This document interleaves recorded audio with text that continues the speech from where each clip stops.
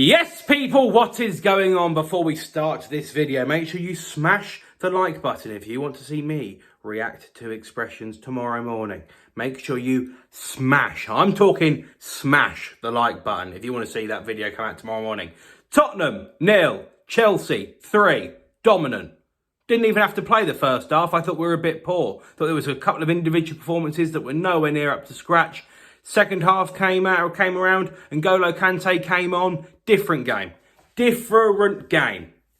That is a performance of champions. That is something I want to see on a regular basis. We didn't have to be good all the way throughout the game. There's this obsession with being dominant from start to finish. We dominated this game in matters that really, really mattered. Tottenham came forward a little bit early doors and they tried to exploit Jorginho, and Chelsea realised that, and this is why Thomas Tuchel is a fantastic manager. They realised that they were going after Jorginho, and they made the change. Mason Mount, one of my personal favourite players, no way near good enough today in the first half. He had a couple of very bad decisions going forward. He'll learn. This is what, don't slate him, don't slander him. He's going to learn. Kai Havertz poor today as well. There was a few people.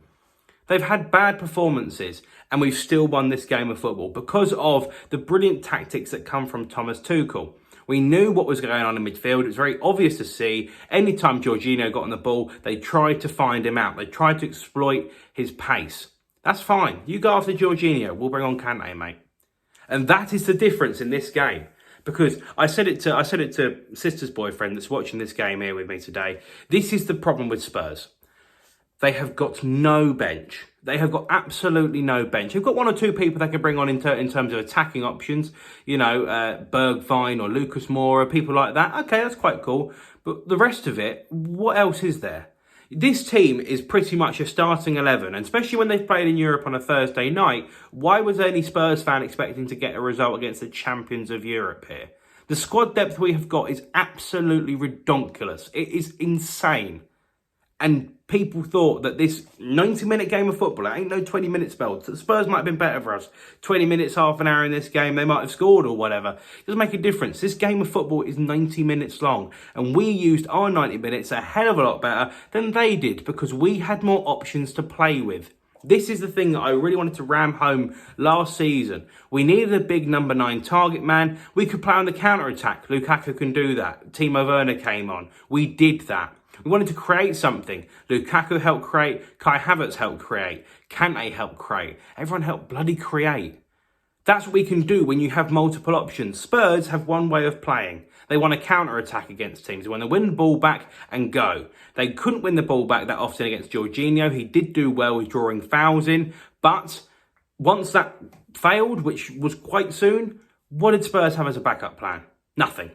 Absolutely nothing. Now, people might slander about Nuno Espirito Santos and say that it's a tactical battle that he lost. Not necessarily, because Spurs have not got the players. They haven't got the players to change it up drastically. I mean, Marcos Alonso today, Emerson Royal, whatever his name is, the new right-back they've just brought from Barcelona. They've brought him. They've got Doherty, who already could have done the same thing. I know Sergio Aurier's left and whatever. But how old's Alonso? 32, 33? Either way, he's over the age of 30. It's just absolutely schooled this Emerson Royal, this Barcelona prospect. Absolutely schooled him all game. Got forward, caused absolute havoc. And he's not one of the people that we go, oh yeah, he's going to get the names going on the back of the shirts. He's going to be the one we're all looking up to, Marcos Alonso. He deals with it. He does his job and deals with it. Absolutely fantastic from him today. We kept a clean sheet. We had Kepa in goal. I was a little bit nervous, I can't lie. I love Kepa, but I'm not going to lie, the nerves started to kick in.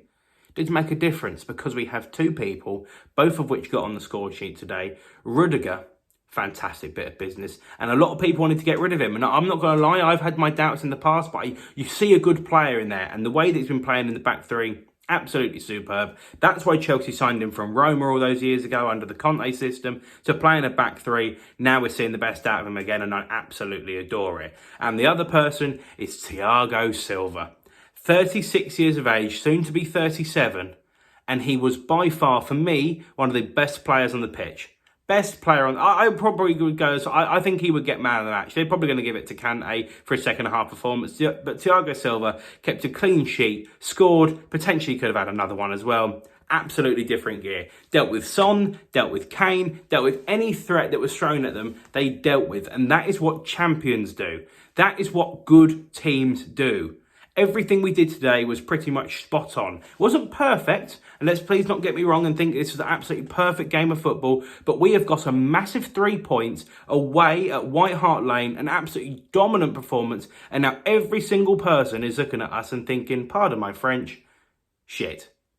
That is fear factor, and that is something that I want to see in this football club. Thomas Tuchel was talking about the one being the team that no one wants to play, and doing things like that quite comfortably is going to make that reputation a real thing. We've played 3 times at Spurs since it's been the new stadium. We beat them 2-0, we beat them 1-0 in the league, and then we beat them 3-0 today. We also played in the League Cup and it was a 1-1 draw, but still, it doesn't make a difference because Mendy's first game, we missed a penalty in a shootout. Don't really care.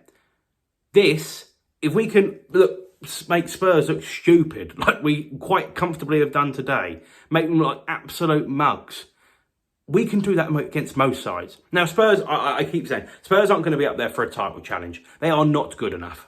But they still hold one of the biggest names, and they are in the league that we've got to deal with. We talk about the top 6, and people are going, oh, is it Arsenal or is it Leicester? Spurs are still in that conversation. They are still in it. No one is denying that Spurs are not in that top 6 conversation. And we have dealt with them. Absolutely dealt with them. We went to Liverpool, bit of a shoddy game of football. Arsenal, we went and also won 2-0 away at the Emirates. That's a big thing. Shoddy performance from the referee, but we got a result out of it. And we came out of there rubbing our hands at Anfield. Absolutely superb. Brilliant. Absolutely brilliant. We've gone away to Arsenal, 3 points. Gone to Anfield away, picked up a point. We've gone to Tottenham away, picked up 3 points. And in most of these games, done something that's really empowering, something that's really good to see, something that a lot of people are going to think shit about. That is what I want to see in this football club. We were absolutely brilliant today, and there is individual performances that we could critique and moan about. Mason Mount, I didn't think was good enough, and I didn't think he was great the other day either. You know, is he going for a bit of a spell that's not really kind of hitting things for him? Maybe. A bit of burnout, played a lot in the Euros, he's played for England as well. I don't know, I don't want to make excuses for him, but he knows he is the kind of professional that is going to be coming back and will be better. That is something that is exciting. This is a poor Mason Mount, and we still got 3 points today. Kai Havertz, a poor performance from him, still got 3 points. We could have had more at the end. Timo had a couple of chances. Kovacic potentially could have scored one. We created chances, not for fun, but we created chances that really mattered. And then especially in that 15-minute spell, we had 3 chances and we tucked away 2 of them, just after half-time. The corner, there was one that we had, I think that was off the line. I can't remember who it was from. I want to say it was Alonso. Yeah, Dyer cleared it off the line. And then the second goal from Kane. A little bit of luck. Doesn't make a difference. Create your own luck. Get yourself in positions where you can go and win the game. That's what we did, and that's what Spurs didn't do. It is so simple.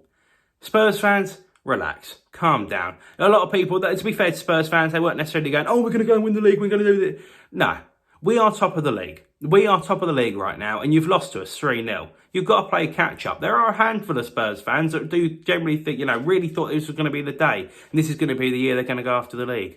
No, it's not. The last 2 league games they've played, they conceded 6 goals. That does not happen to champions.